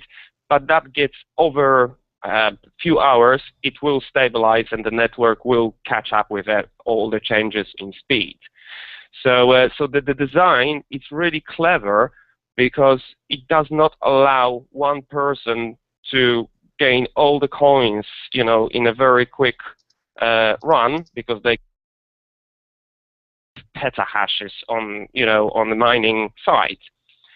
So it is thought through really, really well, and it stops people. It doesn't give people the incentive to do bad things. If there is incentive, it's more to do with stealing Bitcoins, because once you steal them, it's really hard to find the person who owns them. You will know the wallet, mm-hmm. because there is a blockchain.info website where you can put any Bitcoin address and see every single transaction that has been made in and out from that wallet. Wow. That's the beauty of Bitcoin. Transparency, it's there for a reason. You can go and see everybody else's transactions since the day one. Even the Satoshi, who we still don't know who the guy is. Yeah. even Satoshi, well, he's alive. He just put the comment that last time there was a rumor about this apparent Satoshi that mm-hmm. we found. He said, no, leave the guy alone. It's not him. Yeah. So he's still out there, and he's worth about $1 billion at the moment because of the coins he mined at the beginning. And we know exactly where they are. We just don't know who owns them. Wow. There it is. Okay. Well, so I guess that leads us to the next point, and talk about your company. And you have something called Hex Fury. Yes. And so, what is the Hex Fury, and I guess when was it born? Right. So my company, ASIC Runner, has been born only this year, and we've been kind of fed up with the way the mining industry is working, and actually not working. The people did not deliver the hardware on time. There will be some companies didn't deliver even for a year. So your hardware is worth nothing after that time, and we really wanted to show how the business is supposed to be conducted. It doesn't matter what the business is. Per market, stall on the market, it doesn't matter. It has to be run perfect. So what we thought, right, why not to set up the company? And the funny thing was that previous to that, I was building the miners myself, mm-hmm. and my one of my colleagues from Amsterdam who designed Hex Fury have been sending me some mining boards and stuff for me to play with it. So I thought, why not to actually build those miners for something good? And a friend of mine has spoken to me about the device he's got in mind, and that was a Hex Fury. And he said, the design is ready, however, he can't see how the people will take it because he's got X, Y, Z requirements. I said, just make it work, and we'll see. And he came up with the design of the Hex Fury. It's the USB stick that contains 6 ASIC chips, Bit Fury ASIC chips, that can mine about between 11 to 13 gigahashes and about 15 to 16 overclocked. Yeah. The very simple thing about Hex Fury is that you connect it to your PC via powered USB hub. The only requirement that this device has is that your hub can deliver enough juice to power it, which is minimum 2 amps, and about 2.1 amp is actually sufficient perfectly for this device. And even overclocked, you probably need about 2.5 amp. So you need a good quality powered hub. Yeah, I was going to say, why don't you don't use the built-in hub, just get a powered hub, and which a powered hub should have more than enough, power for that, would it not?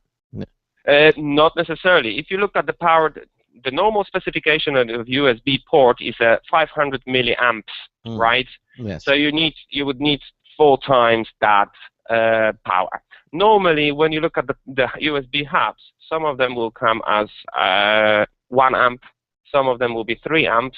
And for example, we have a custom-made hubs which are 20 amps. Oh, okay. Yeah. Yes, 19 ports, 20 amps. And we do have actually a specially made adapter that actually uses 2 ports on this hub to deliver enough juice for Hex Fury. That's a hell of a hub. Normal hubs for about $30, they do work fine. But however, if you want to have more than 1 or 2 devices, you need a hub which is really, really powerful. Yeah, that's a hell of a hub. Yeah, it sounds like it doubles as a toaster. Yeah, 20 amps. Yeah. Really. And so this is part of the equipment that you sell at ASIC Runner. You actually design hardware to accommodate the mining effort in what you're going to do to mine these coins, the cryptocurrency. That's right. That's right. So what we did, we had it designed for us, and we've manufactured the device. And so basically, once you plugged it into the computer, you just need a simple program like CG Miner or BFG Miner, and you install the driver, which takes less than 30 seconds to do. Put your pool info, and you can start mining your own bitcoins. Wow. Wow. It's really, if you look at the ASIC Runner support page, there is how to install my Hex Fury. There's few points only, and when you look at this, it'll take you less than 60 seconds to actually set it up and get going. Now, what is this? It's 19 ports, a 20 amp powered USB hub, and what does something like that cost? The one at the moment we have is £94, so it would be about $140 or something like that.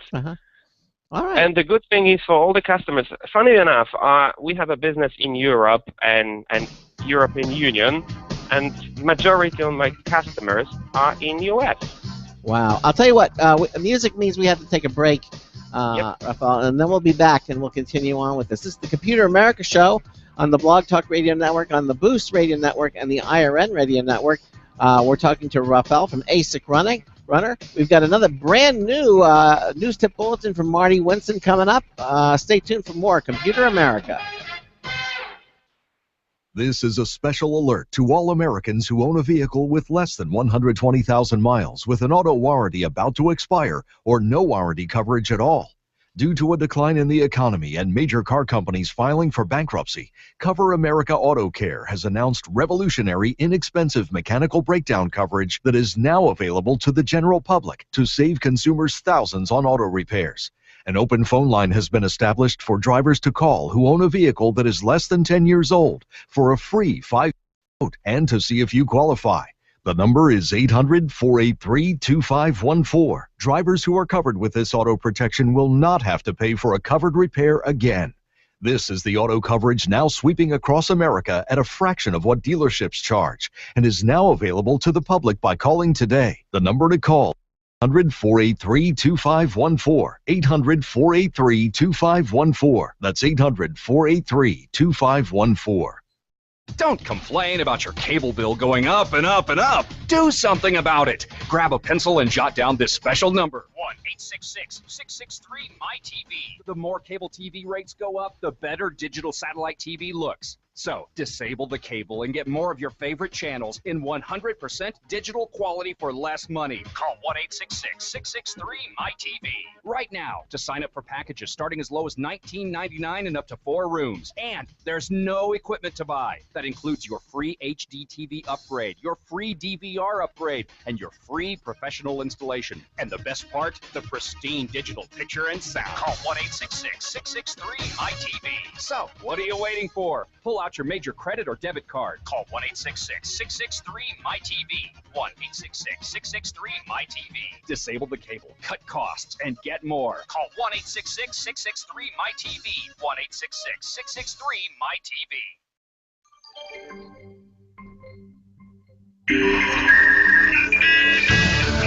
Hi there, this is Marty Winston for Computer America with a news tips bulletin review of the Hans Swipe Clean. You know, products that clean touchscreens represent an inherently clever marketing strategy since there's no touchscreen that doesn't need to be touched and touched in a way that dirties it. So no sooner do you clean it than you begin the cycle anew. Hans Swipe Clean is a small plastic applicator that's somewhat reminiscent of a deodorant stick, but with caps at both ends. Open the top cap for an applicator to swipe on its cleaning fluid with a straight line motion recommended. Close the top and open the bottom for a microfiber wipe rolled over a strut. You can take that out and put a clean section there when you need to. They recommend wiping with a circular motion to get the microfiber to clean the fluid off the screen. The cleaning job is effective at removing fingerprints and smudges, and the refillable package is rated for 500 uses. Bottom line, Hans Swipe Clean makes the combo of fluid and microfiber handy to tote. This is Marty Winston with a News Tips Bulletin Review for Computer America. Welcome back to the Computer America Show, 33 minutes past the hour. And Marty Winston with the new Digital Minute. He never warned us about the touchscreen cleaning industrial complex, so you know, that was good to hear about. We have Rafael here from ASIC Runner, and we're talking all about bitcoins and Bitcoin mining, and his new product called Hex Fury. I actually just have a quick question. It's about your Hex Fury and things like that. You are selling these products to mine coins, be it whatever coin you have, Bitcoin or Dogecoin, what have you. Do you ever run not really statistics, but how long it takes you to make your money back for your initial investment? And second of all, do you ever pay people for Bitcoins, just in case they want to make their investment back from you? Right. Well, when it comes to it's called ROI, or return on investment, we do calculate that a little bit. However, when it comes to building, designing, and actually manufacturing the products like miners, it's almost close the same money to the R&D cost. It's almost the same. That costs 10 times more. It maybe it's not exactly, but it's very similar. So when we price the products, if you look at the USB stick market, those are the very basic devices, very simple and not too expensive. Paying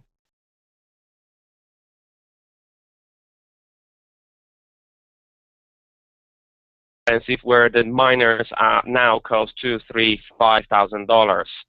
So these devices are really cheap, very good for the start, to be a starting bit and actually see how it works. And judging the situation by, today the price of Bitcoin is $620, right?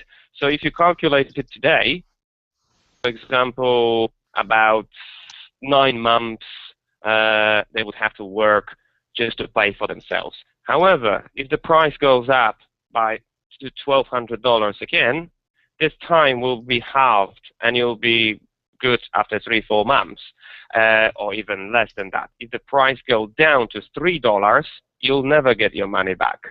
So you see, it's really difficult to say if and when they're going to pay for itself. So we cannot really assess that. However, we price the miners as closely as we can to the amount that will at least have a chance to pay for itself. So as I said, with the bigger miners, it's a lot easier to spread the cost. However, we sell the miners for about $140. Just the 6 chips cost about $75, or used to cost us. So if you see the cost of the components and the work that needs to be put in, the manufacturing, the testing, the programming, it pretty much works out very close to the price that we're selling them now. Okay. I would think that you would have the same mentality that we do here, that we do at Computer America, is that some of these bigger cryptocurrencies and cryptocurrencies in general are probably here to stay. So looking at a return of 9 months or so on, again, forbidding it drops down to $10 a coin, instead of the $1,000 a coin. Imagine then if you have invested $20,000 into mining equipment and the price goes to $3. How are you gonna get out of it? If you spend $140 and the price goes to nothing, well, tough, but this is not the end of the world. So you see, for the beginners, it's fantastic because you don't have to spend too much money. You get a physical device in your hands. You can play with it. You can overclock it. You can actually learn how to configure the programs if you want it. If you don't want it, there is going to be actually the new market is being created as we speak, and this is called cloud mining and rig rental. This is something that we are working on now. We are building a platform that will allow you to rent a miner in the cloud with the full physical access, with full access to the box, which means you rent it for a month or for a year. You want a really high speed miners, we can get you that as well. Plus, we are working on actually the hassle-free solution, which there are some already out there called mining contracts. So basically what we're working on now is the asset class that will be soon distributed and sold. For everybody who buys 1 megahash asset, you will receive the dividends of 1 megahash of hashing power. So every day, if at the end of the day, when we will be paying the dividends, if you own 10 megahash coins or assets, you will be getting paid and you don't have to do anything at all. I mean, you just look at your wallet and wait for the coins to come in. We look after everything, the pools, the charges, the fees, the maintenance, the electricity. We've got the data center now, and some other things in play as well. So you pretty much, with the rigs, it's for the people who likes to control what's happening, how it's happening. However, they don't want to pay for the hardware right away. They don't want to put 2 kilowatts of power through their home grids. Some of the houses cannot handle this much power, and the new miners are very power hungry. So you're starting from 1 kilowatt per terahash, which is pretty standard now. If you want to get deep into mining, you do need to start from terahash and up. What's the advantage? I mean, if you become this miner, as you say, I mean, can you make a living off of this? What kind of return on investment are people expect to see? One thing you need to know that if you're going to live out of mining, you will not be buying hex furies. That's one thing, because these are entry-level devices. You will be buying the data center kit, right? And a very good example is Spundulis Tech company from Israel. In my opinion, the best piece of hardware for the data center you can get. However, one of the miner takes 2.5 kilowatts and it does 5.4 terahash. It's huge, it's loud, it's fast, so it's only going to be good for the data center. And now, in all this Bitcoin mining stuff, if you want to make money or living out of it, you need to have huge investment. The bigger the scale that you start with, the better, the quicker you pay for it, basically, and start making a profit. So I'll give you an example of large mining facilities. Mega Big Power, they have 500 terahashes farm. This farm makes about like $200,000 a day. $200,000? Really? Yes. Wow. Yeah, but the facility cost about $7 million to build something like this. So. Yeah, but $200,000 a day. So bear in mind that these guys used to make about $1 million a day when the price was so high, difficulty was low. They had huge infrastructure to mine, and they were making $978,000 a day. One of the guys in Europe. So. Yeah, but yes, if you tell me that if you can live it out of it, yes, you can. Wait a minute. Wait. You're saying if you make $200,000 a day, so the 5 days you've made $1 million bucks. So if it's 7 million, so 7 weeks you'll have you're making about $1 million bucks a week. So that's not so bad. My God. I'm sure people made the same comparisons about sweatshops in Malaysia with sweatshop workers. It costs you $10,000, but then you pump out $20,000 worth of shoes. Yeah, but that's illegal. This is not. No, this is completely illegal. Well, you know what I mean. I mean, it's illegal against humanity.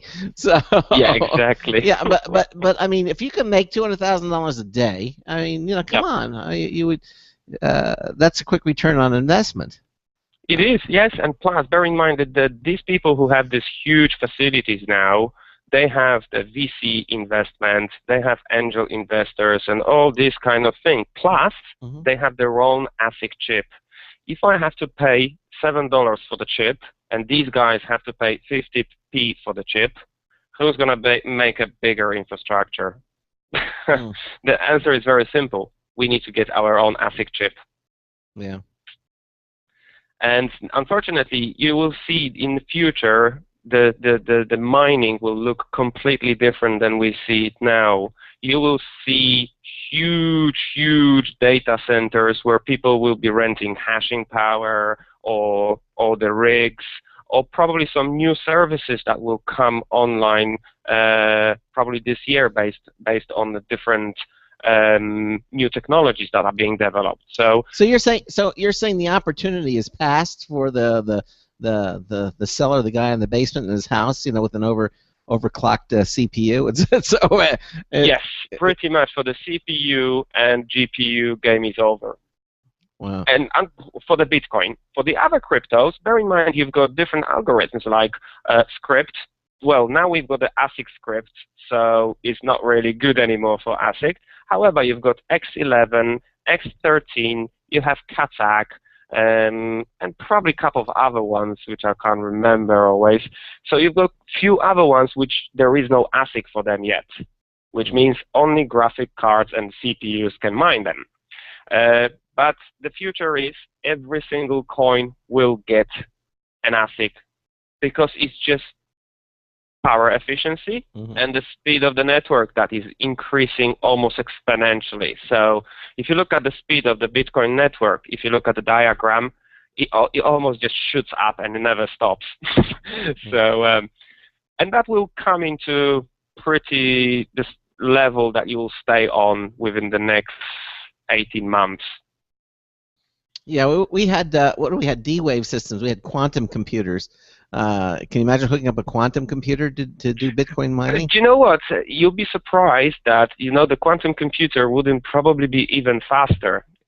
try to use the analogy of CPU. CPU is like a quantum computer compared to ASIC chip. ASIC chip has a specific task, and it only does is that specific task. Your CPU in your computer, however, can be programmed to do different tasks. Yeah, but he was talking about the quantum computer. You said it was for a specific task that you would just, you would have this particular algorithm that you use, and you would farm it out to the D-Wave system, and then it would just do that particular algorithm. It would compute just with a quantum computing power, and that's like hundreds of thousands of times faster. This is gonna be the breakthrough probably in all computer technology. Once we get the quantum computers usable, at least in the data centers, right? I'm not even mentioning at home, but even in the data centers, that's going to change the way the technology works and the information is flowing throughout the planet, I think. Wow. So maybe this. But the future looks very bright, I have to say. As I said, I treat Bitcoin as Internet of Money, and it's not just the money. Imagine that the blockchain could be used to actually confirm the validity of elections, for example. You could embed elections within the blockchain and see it as transparent as all the transactions on the network. Thank you. There's so many new things being developed at this point that within the next year you'll see fantastic new services coming out based on the blockchain, not the Bitcoin directly itself, but the technology behind the Bitcoin. So you think the blockchain and the elections? I've always had the belief that we have so much online right now between banking, every every piece of personal information. Why can't there be, just something online where you go, maybe even through Facebook, and it's like, Obama or McCain or whatever, and you choose your next president with a Facebook like or a poke. But I mean, these really secure. The problem with that is centralization. Whenever you have centralization of anything, power, money, or whatever, that gives the incentive to actually not play the game not play the game nicely. So you see. But it's not just going through Facebook. It's just going through some other system where you can have very secure, very accurate systems that that need accuracy, transparency, that kind of thing, and but I haven't heard any solution. And I guess you're completely right when you say Bitcoin. Right now, it's just used for currency and transactions and that kind of thing. But really, you could change it anyway. Yes. Yeah. Well, but the Bitcoin is much more than the store of value and what is being said on the TV. The money and people get really rich and all that. Bitcoin is the technology, it's the protocol that is important. The protocol delivers the security and the robustness of the network. So the blockchain is crucial piece for the technological advancement that we're going to see in every aspect. I'm not sure if you have heard about the project called Decentralized Internet. There are guys who are working on the decentralized and fully anonymous internet. We had them on the show. That was the guy from was it Scotland or Ireland? Yeah. Ben, we had him on. Yes. Mm-hmm. Fantastic project, and this is just one of many that are being worked on. So, for example, there is another one which is decentralized storage. This service is going live very soon, and they have now funding campaign.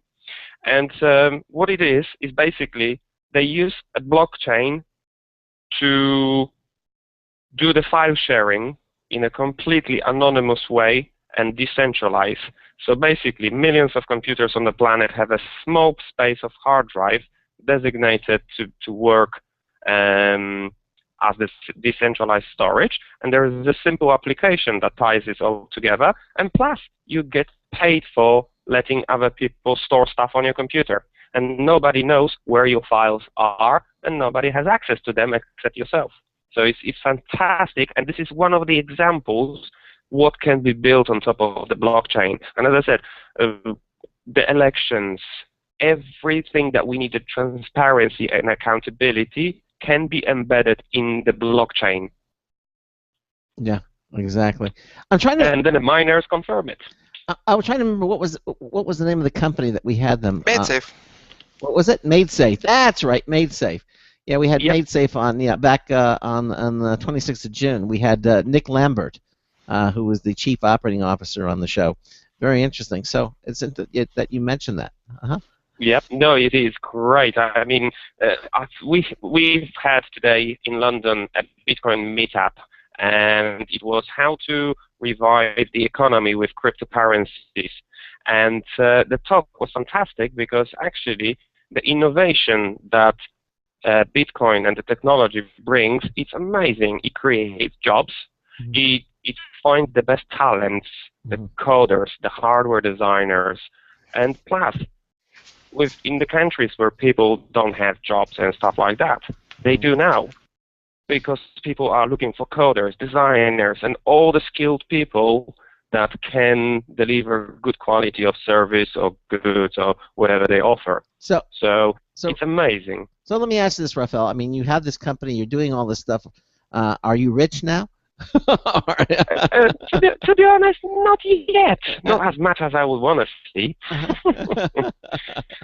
And you know what? I'm having fun as well. So this is another important thing. When you have fun and you do something that makes you happy and you do it really out of pleasure, not just to make money, it's really rewarding. And as I said, when we've created ASIC Runner, the market looked completely different. And when we came onto the market, the USB stick that was a quarter speed of Hex Fury cost more than the Hex Fury. Did you when you started? Did you foresee it happening like this, or did it take a different turn than you thought? It has. Do you know what? When we started, I've had drawn up the business plan and obviously everything that I want to see for the next 2 years, right? And the things that we do now have been planned for next year, and the things that have been planned for now actually didn't happen, right? So it's kind of with Bitcoin and the whole ecosystem is changing so rapidly that we have to adjust very quickly to the changes on the market. So that's why, for example, we've got this cloud stuff going on now, because we believe this is the future. And the future is, people like stuff to be easy, accessible, and transparent, and also profitable. And that's what I'm working towards now, not just to make money, because that's not the point, because if I make money, I want everybody else to make money as well, right? It works this way. Literally, some people think that, well, if I make money, that's fine. The rest of them can worry for themselves. However, this is not exactly what I want to do. If that would be the case, I wouldn't be doing it at all, because there are already people who are doing it and in exactly the way that I do not agree with. So the way I want to see it is I want to work out the platform, the system, the security, and everything that goes with it to provide as best package for the people who like to have control over everything, or the people who would like to invest. Because let's say the Bitcoin is $600 today. If you buy a contract for 3 years, and this contract will be sending you dividends every week, right? And the Bitcoin price goes to 5K within the next year, right? You'll be a rich person because you paid for the box at the current price. And if the price of Bitcoin goes to $3,000, you will be really making a lot of money. If the price goes down to $0 or $3, again, that's something you really have to take into the account. As they say, don't invest the money you cannot lose. Yeah, exactly. Well, that's words of wisdom for any investing scenario. It's easier said than done because the temptation is there. I know exactly how that is, because if we had access to the ASIC chips, this quality chips earlier, my company would be up and running a lot earlier. The Hex Fury was designed in September last year, and we only got it to market in March this year. The only reason is until late February, we could not get the chips anywhere. It was a shortage of chips anywhere. So, yeah. Well, but now we have like 6 different companies producing good quality chips. Good. So for the first time in Bitcoin history, we have a thing called competition, which makes me very happy because I like competition because it drives the innovation and also it drives the prices down.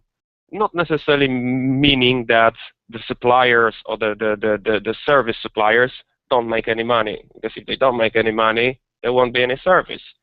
But I believe strongly that we can make money and let other people make money as well with this. So that's my goal for the next 12 months. Well, and that's a laudable goal. Listen, I want to thank you, Rafael, for being here with us and kind of explaining everything. We're pretty much out of time. Again, if you go to computeramerica.com and go to our show notes page, you'll see today's date, July the 21st, and we have a link to ASIC Runner right there. It's a description of the show. It's up on our Facebook page as well, facebook.com/computeramerica. But you can go to our show notes page and you can check this out for yourself and see if this is something that that might be of interest to you. It's there and it's available now. Again, Rafael, I want to thank you for being with us here on the show, and thank you for having me. And I guess you can go back to sleep now because it's and yeah, it's only 5 a.m. Yeah, it's only 5 a.m. That's a normal time for me finishing work. There you go. I got 80% customers from Australia and US. So the time zone difference actually it's normal for me.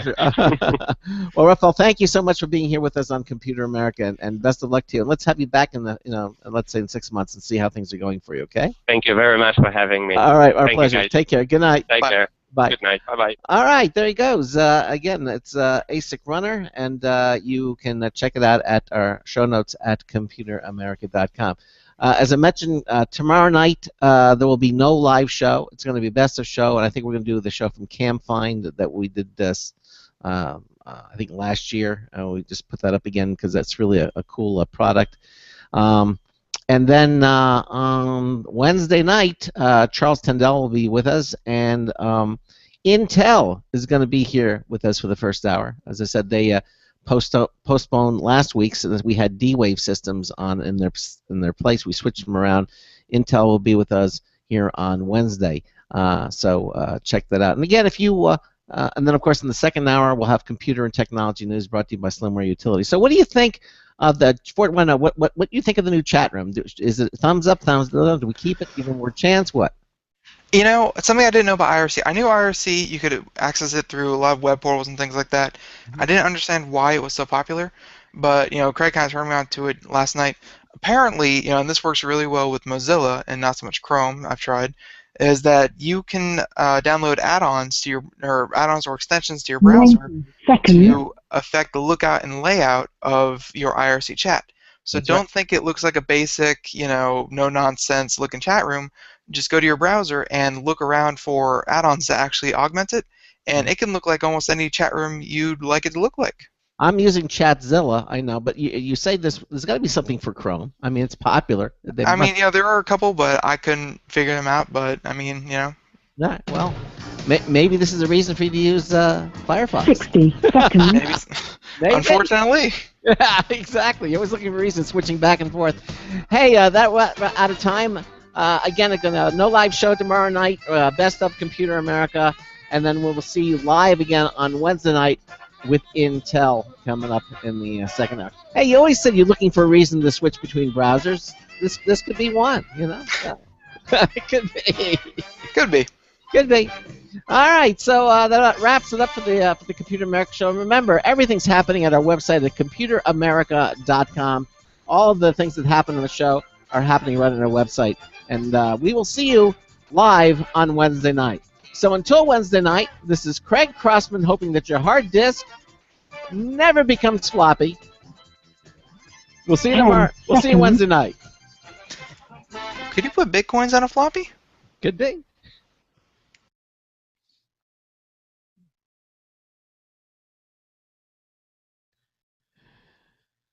Thank you for using Blog Talk Radio. Goodbye. Okay, and we are out. You know what I saw? What? I saw a picture of, apparently Windows still does it if you order them directly from Microsoft. They'll put Windows 8.1 on floppy disk for you. Really? So you can install Windows 8.1 on computers that only have a floppy drive. Really? It came in about 4,000 floppy disk, but they do it for you. Well, that could be. That's a weird one, isn't it? Yeah, it is weird. That'd be strange. All right. Anyway, we're gonna say goodnight to everybody on our Google Hangouts live video chat, streaming chat, brought to you by Other World Computing. And as I said, we'll be best of tomorrow, and then back on Wednesday night with Intel. So we'll see you on Wednesday night. Goodbye, everybody. Say goodnight, Ben. Intel and Charles. Yes, Intel and Charles. Good night, all. Good night.